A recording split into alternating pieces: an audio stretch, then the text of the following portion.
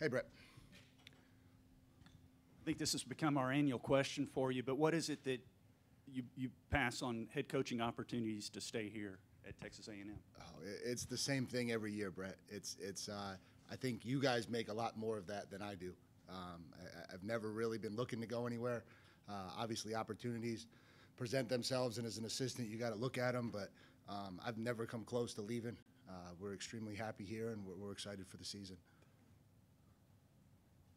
Let's go over to the left to David Nguyen for Texags. Mike, just your thoughts on DeMarvin and Michael Clemens out there, the kind of mismatches that they can create together. Yeah, I mean, those two kids have elevated their game so much over our time here, and I think even through the first couple of days of fall camp, you've seen them take another step.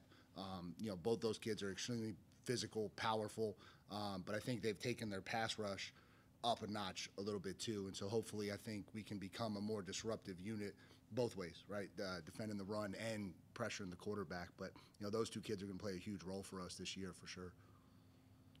Let's go to the back row. We'll go to Mike from KAGS and then Tyler.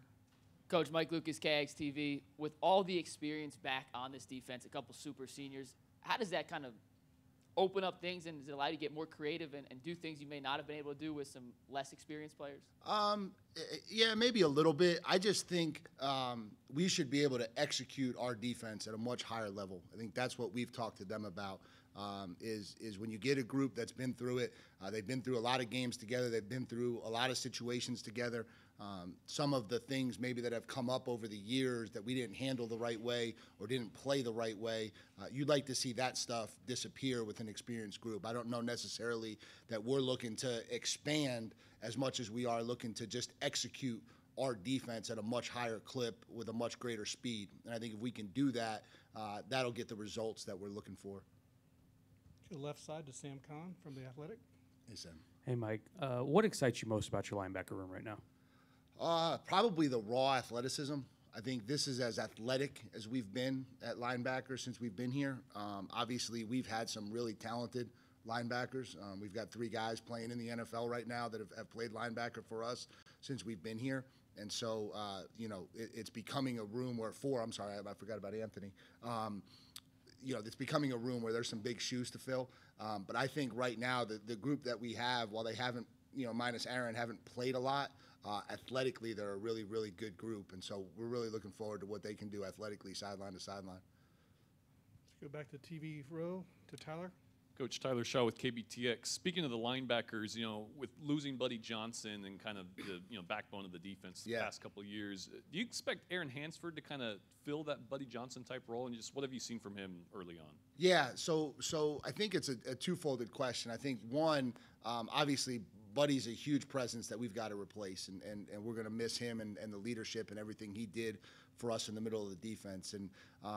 And so anytime somebody leaves, you got to step up. And so we're hoping that Aaron can step up and become a more vocal player. I think we're a little bit fortunate because we have a lot of experience at the safety position. So from a communication standpoint, a lot will be put on them as well. And then you got Andre White trying to step into a role. You got Cooper stepping into a role. And then some of the young guys, Terian Lee and Antonio Doyle and Chris Russell. So I just think by and large, every year, you've got certain things that you lose, and it's kind of a collective group's got to step up and replace them. That's what we're going to try to do with Buddy's leadership.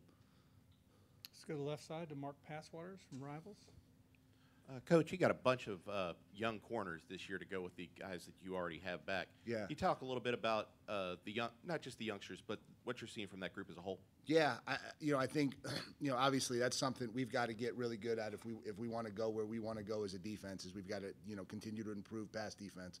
I think obviously it's nice when you've got 2 frontline guys, the Joneses, Miles and Jalen, and they're continuing to develop. But I think now we're starting to really develop some depth at that unit. And so you look at Brian George, who has had a great offseason, and we're excited about what he's going to do. And then some of these young guys, Tyreek Chappelle. Had a really, really good spring. He's a really talented young player. He's had a good couple days so far to start. Deuce Harmon, kind of the same way, had a really, really good spring, and we're excited about where he's going. And then Dre Norwood has come in, and I think he's going to be a really talented player. And so I think we're just starting to really continue to develop the depth in that room and the competition and kind of just give us some versatility and options with all of those guys. Let's go over to the right side to Cedric. Hey, Coach Cedric Golden, Austin American Statesman. You mentioned you wanted Aaron to be more vocal, losing Buddy. Who are the voices in that defensive room, and how do you manage expectations after having such a great year last year? I think two-folded question, so I'll take both parts, right? I think voices, you look at the guys that have played a lot of football, they've got to be the voices. Damani Richardson, Leon O'Neal, Keldrick Carper, Marvin Leal, Michael Clemens, Jaden Peavy. There's a core group through the middle that has played a lot of football. Those guys have to be the voices in our locker room.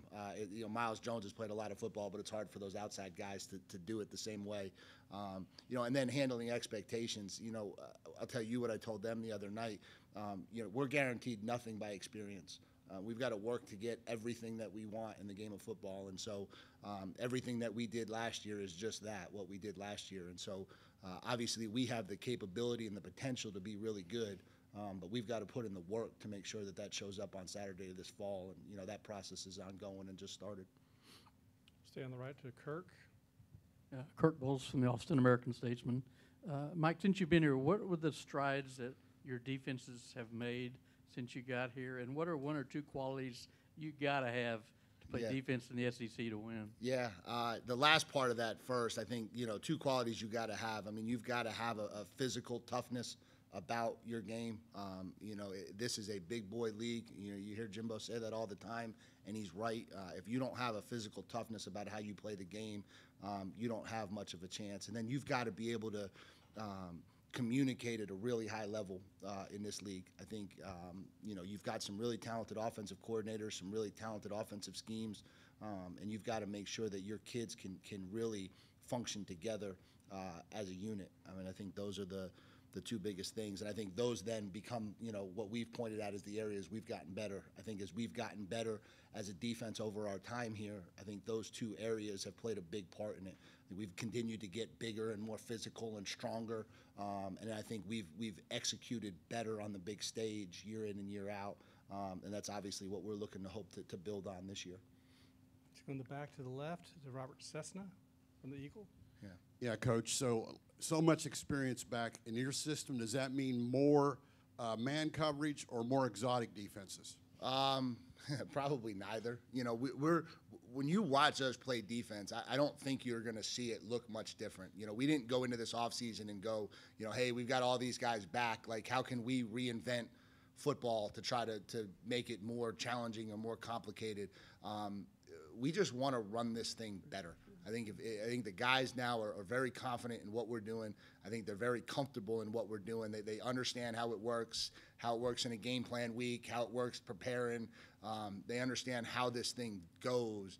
And so all you're really trying to do is just build on that and kind of elevate it. And if we can continue to elevate how we play the defense, they'll have great results. They'll make more plays. They'll function better. They'll have more fun. It'll all come together the right way.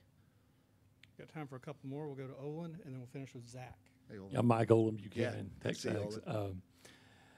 You mentioned all the experience that you have at safety, and the guys come back, so many of them. So my question to you is it going to be more difficult to find a way to get Antonio Johnson on the field or more difficult to keep him off? Never use the word difficult when you've got a lot of good players, right? It's difficult when you don't.